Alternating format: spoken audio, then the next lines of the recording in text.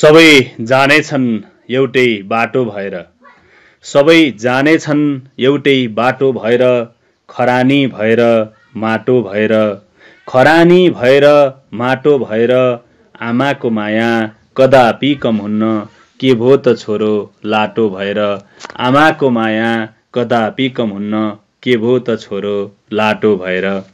नमस्कार जोलोपा, तपाईले अहिले सुनिरहनु भएको आवाज नेपाल भाषा एकाडेमीका निमित्त अनक मिडियाको प्रस्तुति नेवा एफएम 106.6 मेगाहर्ज रेडियो।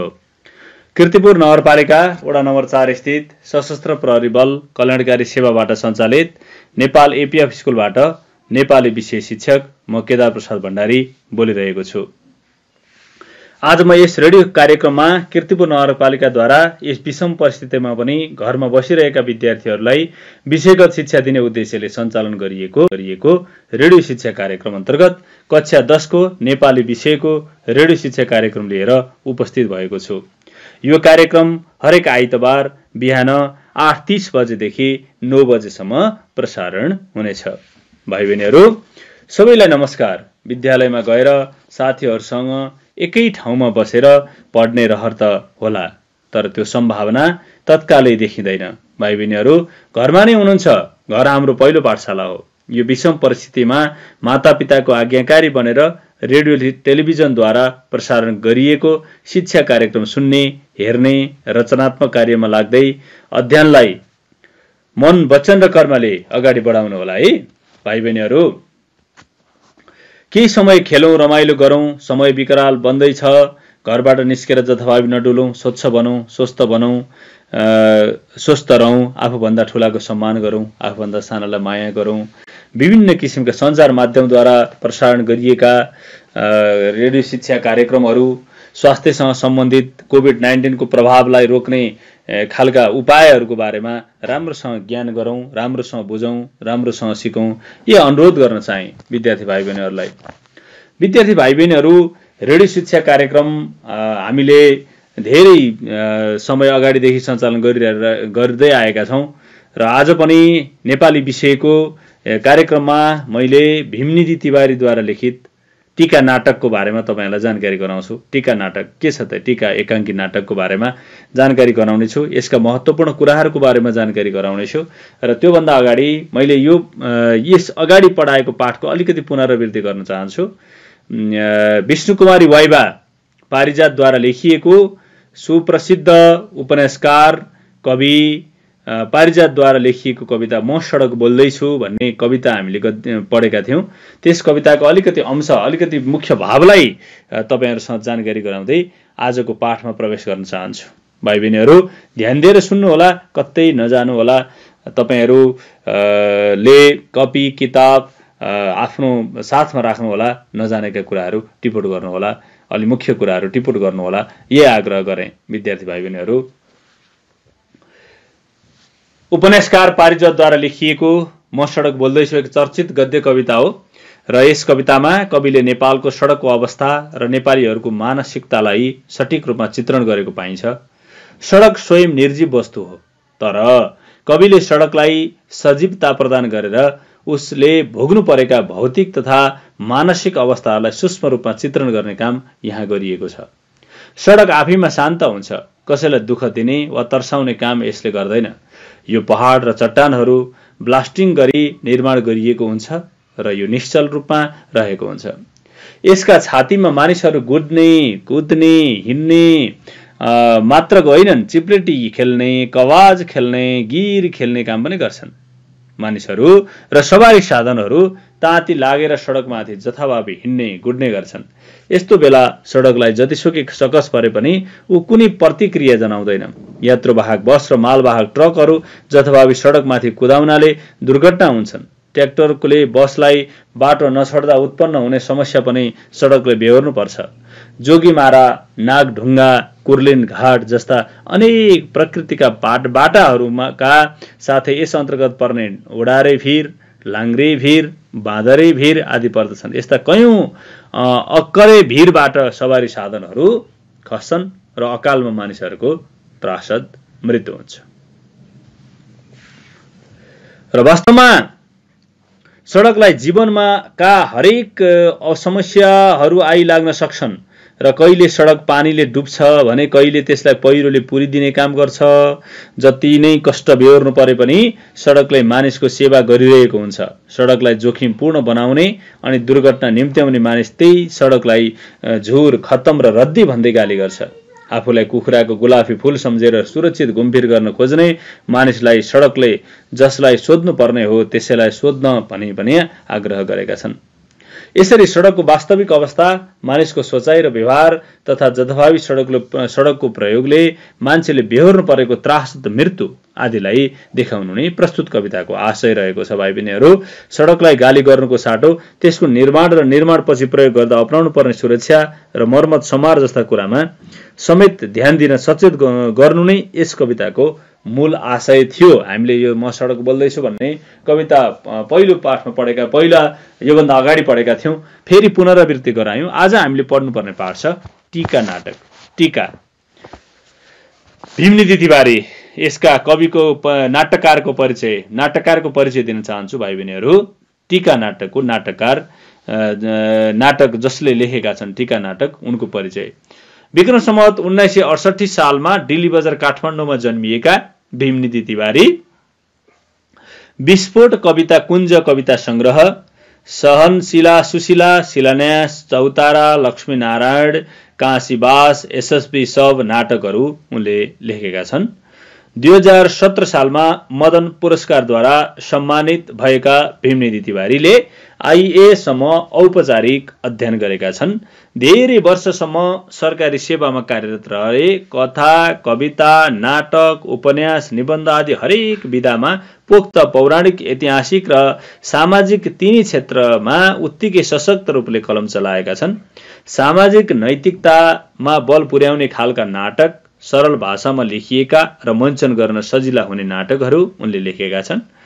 नाटकमा आदर्शलाई मन पराउने र यथार्थताको साँचो जानकारी दिएर पाठकलाई समेत सचेत बन्न प्रेरित गर्ने काम उनले आफ्ना नाटकमा गर्दछन्।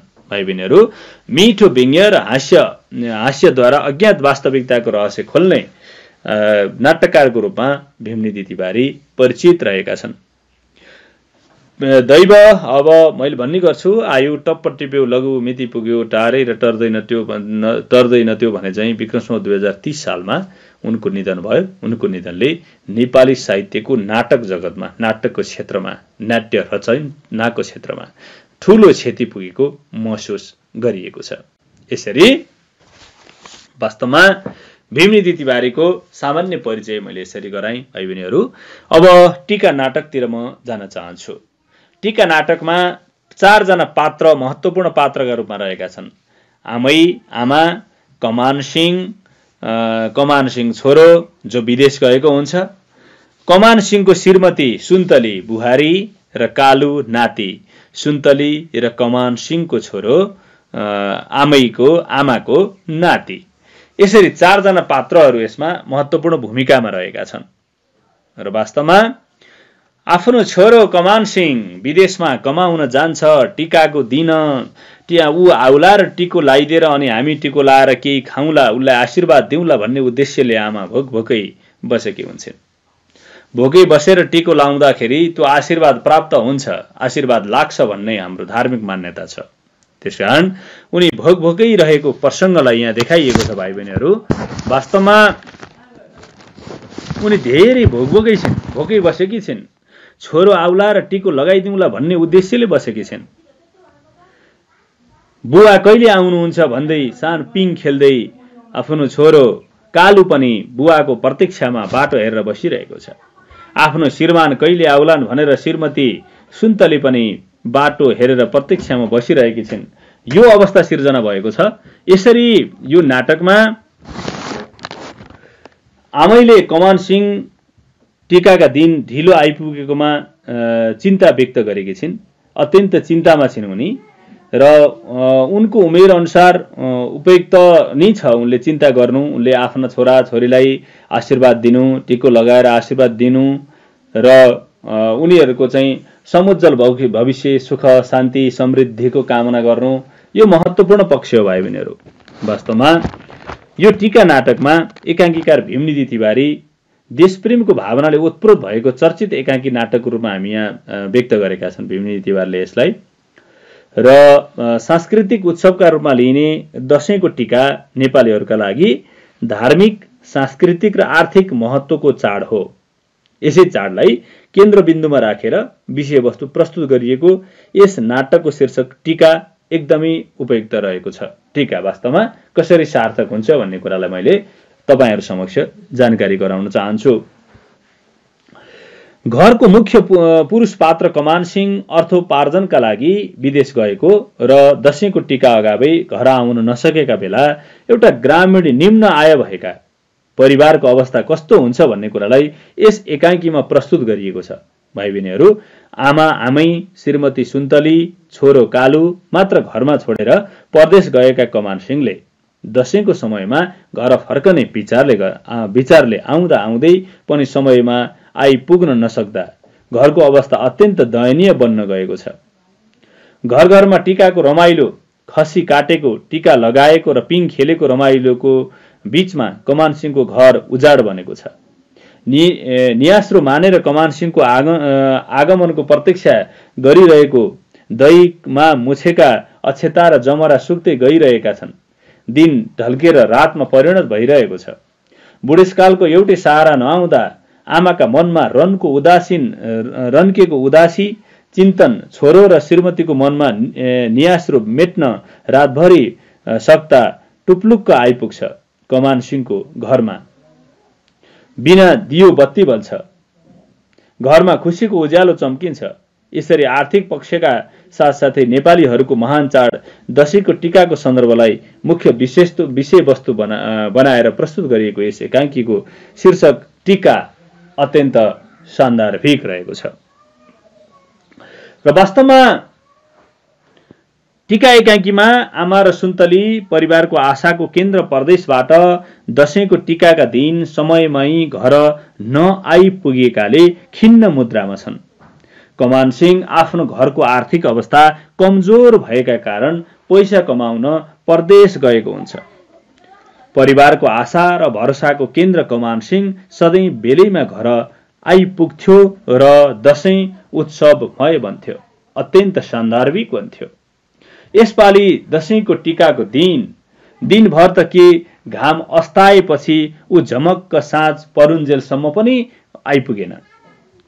सारा गाउँ रोटेपिङ र दशैंको टीकाले उत्सवमय बनेको बेला कमान सिंह घर नआउँदा आमा र सुन्तली खिन्न मुद्रामा भएर बसिरहेका छन्, उसको प्रतीक्षामा रहिरहेका छन्। टीकाले सांस्कृतिक महत्त्वलाई सशक्त रूपमा प्रस्तुत गरेको छ। दशैं नेपालीहरूको सांस्कृतिक धरोहर हो भाइ बहिनीहरू, र यसले पारिवारिक मिलन र सामाजिक अन्तर सम्बन्धलाई प्रगाढ बनाउने काम गर्छ। देवी दानवमाथि देवीको विजय, रावणमाथि रामको विजय उत्सव स्वरूप यो टीका लगाउने चलन गरिएको हो भन्ने धार्मिक किम्वदन्ती पाइन्छ। भाइ बहिनीहरू, टीका नेपाली सांस्कृतिक जनआस्थाको प्रतीक हो।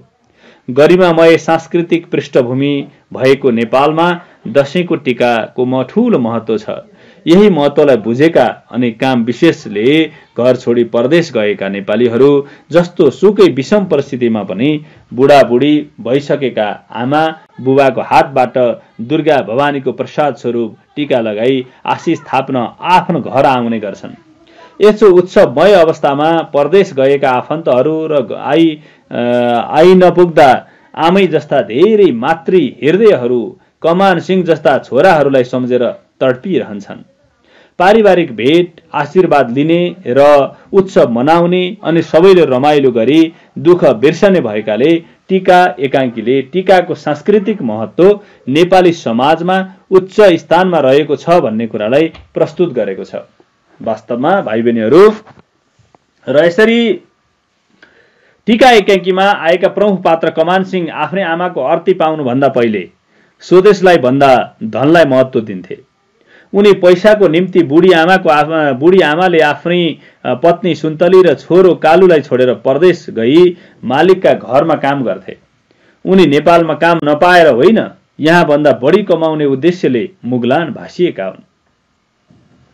ढिलो गरी टीकाका दिन आइपुगेका कमान सिंहलाई आमाले मातृत्वका साथै राष्ट्रियता सँग सम्बन्धित कुराहरूले भिजाएकी छिन्। पैसाका निम्ति विदेश गएका आफ्ना छोरालाई पैसाका निम्ति मात्रै काम गर्ने होइन, आफ्नो घरको काम एक गाँस मात्र खाएर भए पनि गर्नुपर्छ। सारा नेपाल आफ्नै घर त हो नि। एक पाइलो हिँडे पनि आफ्नै भुइँमा हिँड्नुपर्छ। एक थोपा पसिना चुहाए पनि आफ्नै माटाका डल्लामा चुहाउनुपर्छ।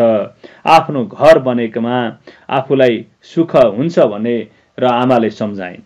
आमाले राष्ट्रियताप्रति देखाइएको प्रेम कर्तव्यबोध गरी कमान सिंह गाउँमै बस्ने निधो गर्दछ। भाइ बहिनीहरू, जननी जन्मभूमि स्वर्गादपि गरिएसी। वास्तवमा आफ्नो देश नेपाल पूर्वको मेचिनी हाम्रै हो, पश्चिम महाकालिनी हाम्रै हो। हाम्रो देश नेपाल हिमाल पहाड र तराई मिलेर बनेको देश। सुन्दर छ, शान्त छ, विशाल छ। देशप्रेम प्रतिको भावना आमाले यहाँ जागृत गरेकी छिन् कमान सिंहलाई। वास्तवमा कमान सिंह पैसा कमाउनका निम्ति विदेश गएका थिए। उनी जस्ता कयौं नेपाली ग्रामीण युवाहरू आफ्ना बुढी आमा, जवान स्वास्नी र बाँसको मुना जस्ता छोराछोरीलाई छोडी प्रत्येक वर्ष दशैँमा आउने भाखा राखेर विदेश जाने गर्दछन्। कमान सिंहले सम्पूर्ण विदेश जाने नेपाली युवाहरूको प्रतिनिधित्व गरेका छन्। उनलाई आमाले पैसाका निम्ति विदेश जानु ठिक होइन, आफ्नै देशमा बसेर काम गरे मात्र सबै खुसी हुन सकिन्छ भन्ने स्वदेशमै बसी काम गर्न सम्झाएपछि, उनमा राष्ट्रियता र स्वदेशप्रतिको कर्तव्य बोध भएपछि उनले विदेश नजाने निधो गरेका छन्। भाइ बहिनीहरू, वास्तवमा यसरी देश र जनता परिवारप्रति जिम्मेवारी बोधकै कारण कमान सिंहले विदेश नजाने निधो गरे। वास्तवमा एकाङ्कीकार भीमनिधि तिवारी द्वारा लिखित टीका सामाजिक विषय वस्तुमा आधारित तथा सांस्कृतिक पृष्ठभूमिमा संरचित राष्ट्रिय चेतनाको भावना सञ्चार गरिएको एकाङ्की हो। आर्थिक विपन्नताका कारणले वा स्वदेशमा अपेक्षा गरी अनुरूप रोजगारीका अवसर उपलब्ध हुन नसकेका कयौं नेपाली युवाहरू अर्थोपार्जन गरी जीवन सुखमय बनाउने सपना बोकी विदेशतिर जाने गर्छन्। यसबाट मुलुकको युवा शक्ति खेर गइरहेको महसुस भइरहेको छ। यसबाट मुलुकको युवा शक्ति खेर गइरहेको महसुस एकातिर हुन्छ भने अर्कातिर राष्ट्रको सर्वाङ्गीण विकास र प्रगतिमा बाधा पुगिरहेको छ। राष्ट्र र समुन्नतिका मेरुदण्ड मानिएका युवाहरूको शक्ति खेर जानु कदापि राम्रो होइन। यस एकाङ्कीमा कमान सिंहलाई सम्पूर्ण विदेश जाने नेपाली युवाहरूको प्रतिनिधि पात्रका रूपमा उभ्याएर आमैका माध्यमबाट कमान सिंह जस्ता युवाहरूमा राष्ट्रिय भावबोध गराउने वा राष्ट्रिय चेतना जगाउने काम गरिएको छ। यसरी यस एकाङ्कीले सो राष्ट्रप्रति गर्नुपर्ने कर्तव्यबोध सन्देश दिने काम गरिएको छ। कमान सिंह आमाले पैसा कमाउनुका निम्ति विदेश जानु ठिक होइन, स्वदेशमै बसेर काम गर्ने र पसिना चुहाउने काम गर्नुपर्छ। आफ्नो देश बने मात्रै सबै सुखी हुन्छ भन्ने कुरा सम्झाएपछि कमान सिंह विदेश नजानको निधो गर्छन्। यसरी उनमा स्वदेशप्रतिको कर्तव्य जागृत भएको छ। यसरी स्वदेशप्रतिको कर्तव्य बोध को सन्देश दिने काम टीका एकाङ्कीले गरेको छ। भाइ बहिनीहरू, वास्तवमा टीका यो सारा नेपाल आफ्नै घर त हो नि भनिएको छ। वास्तवमा यो सारा नेपाल आफ्नै घर हो। यो सारा नेपाल आफ्नै घर हो। प्रस्तुत सारगर्भित एवं भावपूर्ण पंक्ति अभिव्यक्तिहरू एकाङ्कीकार भीमनिधि तिवारीद्वारा लिखित टीका नामक एकाङ्कीबाट उद्धरण गरिएको हो।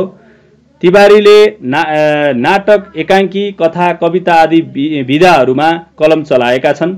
यिनले सामाजिक, पौराणिक, ऐतिहासिक विषयवस्तुमा आधारित थुप्रै नाट्यकृतिहरूको सिर्जना पनि गरेका छन्। वास्तवमा यिनका नाटकमा सामाजिक जागरणका साथै देशप्रेमको भावनालाई प्रभावकारी रूपमा प्रस्तुत गरिएको हुन्छ। पैसाका निम्ति परदेश गई ढिलो गरी दशैंको टीकाका दिन घर फर्किएको छोरोलाई कमान सिंहलाई आमाले स्वदेशमै बसी काम गर्न सम्झाउने क्रममा उक्त अभिव्यक्तिलाई एकाङ्कीकारले प्रस्तुत गरेका हुन्। आमैका अनुसार पैसाका निम्ति मात्र काम गर्नुहुन्न, पैसालाई महत्त्व दिने हो भने स्वदेशको उन्नति हुन्न। आफ्नो घरको काम हामी एक घाँस खाएर पनि गर्छौं, पेटभरि खान नपाए पनि त्यसबेला हामीलाई सन्तोष लाग्छ। हामीले काम गर्दा सारा नेपालीलाई आफ्नै घर सम्झनुपर्छ। घरको काम गर्दा पैसा कमाउने उद्देश्यले गरिन्न, घरको काम निस्वार्थ गरिन्छ। स्वदेशलाई, आफ्नो जन्मभूमि नेपाललाई निस्वार्थ भएर सेवा गरे मात्र देशको प्रगति र उन्नति सम्भव छ। पैसाका निम्ति विदेश जाने र आफ्नो देशलाई व्यवस्था गर्ने हो भने कसैले सुख पाउँदैन। अत नेपालीले आफ्नै घर सम्झेर देशको उन्नति र प्रगतिका निम्ति समर्पित हुन आवश्यक छ।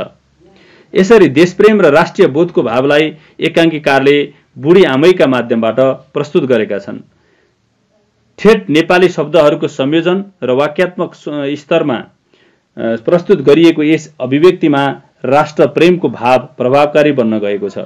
भावगत सघनता, अभिव्यक्तिगत सरलता अनि व्यञ्जनामूलक कथनका कारण राष्ट्रप्रेमको भाव सशक्त रूपमा प्रस्तुत भइएको छ। भाइ बहिनीहरू, वास्तवमा यो सारा नेपाल आफ्नै घर हो, यो सारा नेपाल हाम्रै घर हो भन्ने कुरालाई हामीले बुझ्न आवश्यक छ।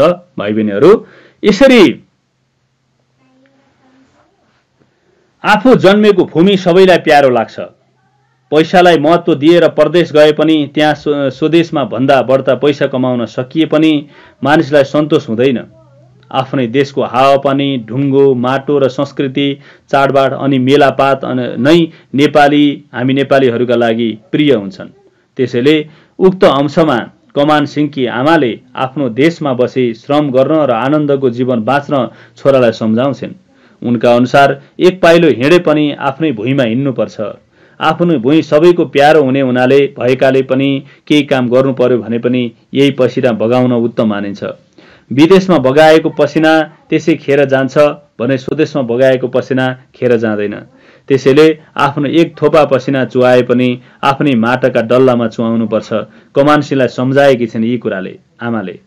आफ्नो घर बने मात्र आफूलाई सुख हुन्छ भन्दै आमा स्वदेशको उन्नति र प्रगतिबाट मात्र सुख पाइने कुरा गरेकी छिन् आमाले। वास्तवमा राष्ट्रियताको भावलाई सशक्त रूपमा प्रस्तुत गरिएको माथिको अंशमा मिठो र आकर्षक भाषा शैलीको प्रयोग गरिएको छ। सरलता, भावगत गहनता अनि देशप्रेमको भावनाले ओतप्रोत माथिको अंशमा स्वदेशप्रतिको समर्पण र त्यागको भावलाई सशक्त रूपमा प्रस्तुत गरिएको छ। जननी जन्मभूमि छ स्वर्गादपि गरिएसको भाव अभिव्यक्ति भएको छ। एक पाइलो हिँडे पनि आफ्नै भुइँमा हिँड्नुपर्छ। एक थोपा पसिना चुहाए पनि आफ्नै माटाका डल्लामा चुहाउनुपर्छ। भाइ बहिनीहरू, यसरी 10 लोटा पानी अटाएको गाग्रोमा एक मुठी व्रत कसो नअटाउला त भन्ने कुरा पनि यहाँ उल्लेख गरिएको छ। र वास्तवमा यो देशप्रेम र सामाजिक जागरण, राष्ट्रियताको भावना सशक्त रूपमा प्रस्तुत गरिएको छ। यहाँ आमाले स्वदेशमै बसी श्रम गर्न र देश उन्नतिमा लाग्न सम्झाएपछि कमानसिंहले विदेश नजाने निधो गर्दै उक्त कुरा भनेका छन् यो पाठमा। भाइ बहिनीहरू, वास्तवमा सकारात्मक सोच भएका कमानसिंह पैसाका निम्ति विदेश गएका, घरको एकमात्र सहाराका रूपमा देखिएका कमानसिंह दशैंको टीकाको दिन राति अबेला घर आउँदा उदास बनिसकेको परिवारमा खुसियाली भित्रिए पनि आमालाई चित्त बुझेको हुन्न। फलत उनले परदेश नजान र स्वदेशमै बसे श्रम गर्न सम्झाएपछि छोरा कमानसिंह वृद्ध उमेरकी आमा, उमेरदार जहान र बालक छोराको निम्ति केही कमाइएला कि भनेर परदेश गए पनि अन्त्यमा नजाने निधो गर्छन्। उनी उदाहरण स्वरूप 10 लोटा पानी अटाएको गाग्रोमा 1 लोटा कसो नअटाउला भन्दै आफू आफ्नै देशमा बस्ने र यही श्रम गर्ने निष्कर्षमा पुग्छन्। यहाँ गाग्रोमा देशका रूपमा 1 लोटा पानीलाई आफूलाई आरोपित गर्दै 10 लोटा अटाउने गाग्रोमा 1 लोटा पानी पक्कै पनि अटाउन सक्छ भन्दै स्वदेशमै बसेर देश उन्नतिमा लाग्ने अठोट गर्दछन्। कमानसिंहमा स्वदेशप्रतिको ममता जागेको छ। पैसाका निम्ति परदेश जानुको सट्टा स्वदेशमै बसेर देश उन्नतिमा लाग्ने उनको चाहना प्रशंसनीय छ।